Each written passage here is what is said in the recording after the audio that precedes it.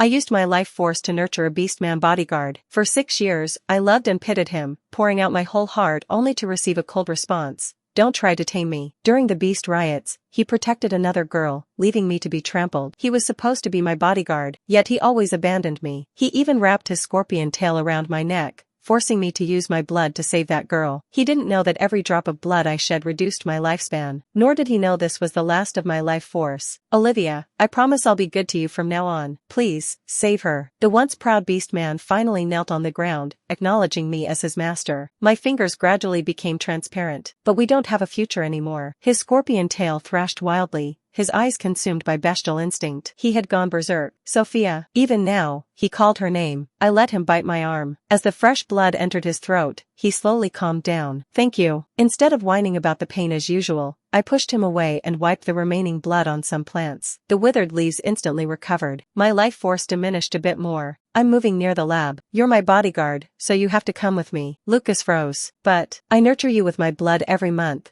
Not so you can deal with her heat cycles. His chest was covered in love marks. I forced myself to look away, my eyes stinging. The words of accusation on the tip of my tongue turned into a threat instead. Don't forget your mission. If anything happens to me, the Federation won't let you off. Post-apocalypse. The biosphere had been reshuffled, and food crops were on the brink of extinction. I was the Federation's only botanist. Understood. Lucas lowered his eyelids. Then I'll go out first. As he reached the door, I called out to him. Lucas, what do you think our relationship is? He stopped. His broad shoulders shrugged, honey-colored muscles tensing. On his waist was the indelible mark of a disposable item. If I hadn't spent half my life protecting him back then, he would have been dead long ago. Employer and bodyguard. You provide me with blood, I protect you. The expected answer. No matter how much I gave, his heart would never have room for me. Why force it? He would never be my Ethan. He would never cherish me above all else. No matter how similar they looked, he wasn't him. Tears blurred my vision. I tried to wipe them away, but my fingertips had turned transparent. I might not be able to afford your wages anymore. I was disappearing. Lucas didn't take it seriously. Then I'll find a new employer. He strode out, leaving the door ajar, and me sobbing quietly. I often joked with him, but this time it was real. I had just gotten up, but Lucas was already fully equipped and standing at the front door. The clothes are all here, and the documents are organized. He frowned slightly, his slender fingers brushing away stray hair as he carefully checked the luggage. The calming incense got a bit damp, so I didn't bring it. I'll buy you new ones later. I packed the stuffed animal separately. Throw it away, I said flatly. That stuffed animal was a gift from Lucas. He had originally intended to give it to Sophia,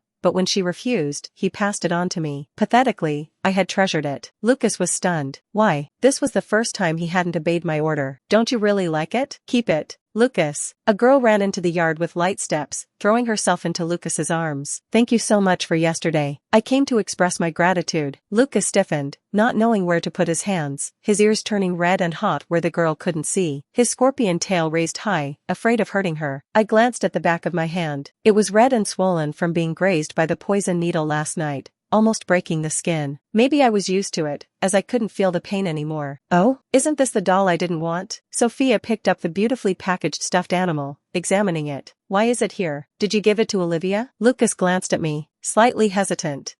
No. I turned my face away, unconsciously clenching my hand at my side. He said, I forgot to throw it away at home. It's just trash. His scorpion tail hooked. The stuffed animal was flung into the garbage pile. Its plush face still wore a smile as it tumbled down, soaked in filth and slime. I knew it. How could you give Olivia the trash I didn't want? Lucas caught sight of my pale face, his pupils trembling before quickly looking away. I didn't know if it was guilt or pity. He was afraid Sophia would misunderstand, so he chose to hurt me. Well, there was no comparison between me and her. Even gifts were just leftovers others didn't want. I unclenched my hand. Several crescent-shaped marks were left on my palm. Throw away the luggage. I'll buy new ones. I don't want any of it anymore. I looked at Lucas. Including you. I don't want you anymore either. I applied to the Federation for a new bodyguard. Are you sure? You spent half your life saving Lucas. The commander smiled. Miss Olivia, the crops in the East District are growing well. Would you like to take a look? It took half your blood. And the place where you knelt and kowtowed in the council chamber has grown green grass. That beast man doesn't know, does he? How could such a failed genetic experiment be worth you risking your life? Oh, I forgot.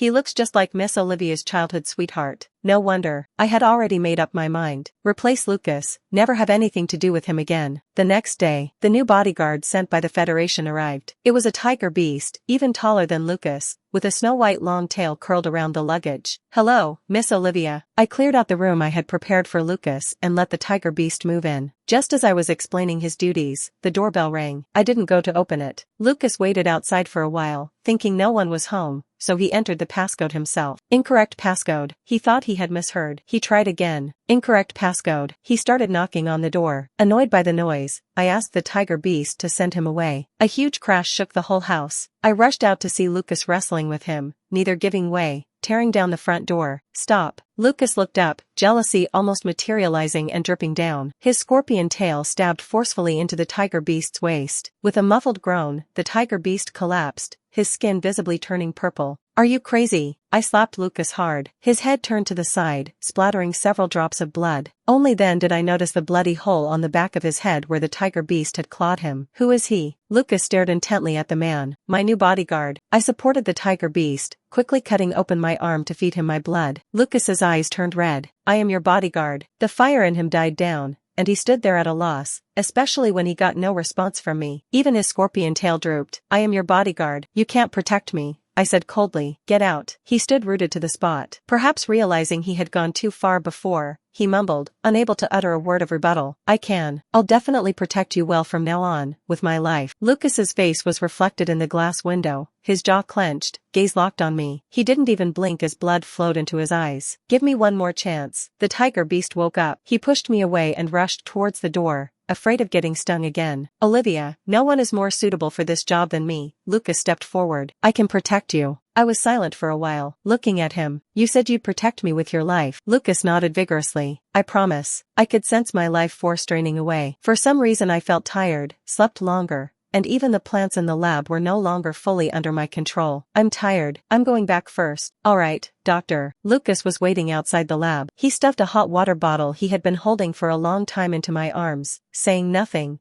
walking on the windward side to block the flying snow. Cough cough. I coughed violently. The experiment earlier had used up a lot of energy. I could barely stand steady and started running a fever as soon as I got home. Lucas used cold water to wipe my body over and over. "Ethan." I was delirious with fever, my hand gently caressing Lucas's cheek. "I love you so much." He suddenly grabbed my hand. "The Ethan you're calling, is it me?" "Who is your Ethan?" I closed my eyes, about to fall asleep in a daze. Lucas kept asking. "Stop asking." "Ethan is you." "Okay." He breathed a sigh of relief, the tension in his back finally relaxing. He took out a photo hidden in his pocket. Examining it carefully, the man's face was identical to his, but Lucas couldn't remember ever taking such a photo. "Maybe I forgot," he muttered to himself. As he pulled up the blanket, the woman's semi-transparent hand caught his attention. Lucas's heart skipped a beat. When he blinked, her hand had returned to normal. Ding! The ringtone interrupted his thoughts. "Lucas, you haven't come at his thoughts." "Lucas, to see me in so long." Sophia was drunk on the other end. "If you don't come, I might be taken away." Lucas put on his coat and was about to leave. I grabbed him. "Don't go. Stay and take care of me. I feel so bad. I'm about to die." He broke free. "Don't talk nonsense. Sophia has an emergency. I have to go over there first." His retreating figure was resolute, never lingering for even half a second for me. He was supposed to be my bodyguard, yet he always left me behind. He had promised to protect me with his life. "Lucas, I trusted you time and time again." Everything Sophia said was true. If the Federation hadn't forced him, he would never be your bodyguard. The person Lucas cares about most is me. Olivia, even if you died in front of him one day, he wouldn't feel an ounce of pity. You're just a burden to him. Whether it was during the Beast riots 3 years ago when he left me in the eye of the storm, or 3 years later when I told him I was dying, Lucas never took it to heart. I called my assistant. "Take out the blood I stored for Lucas before." "Yes, give it to the North District for them to cultivate crops. I wouldn't leave anything for him anymore."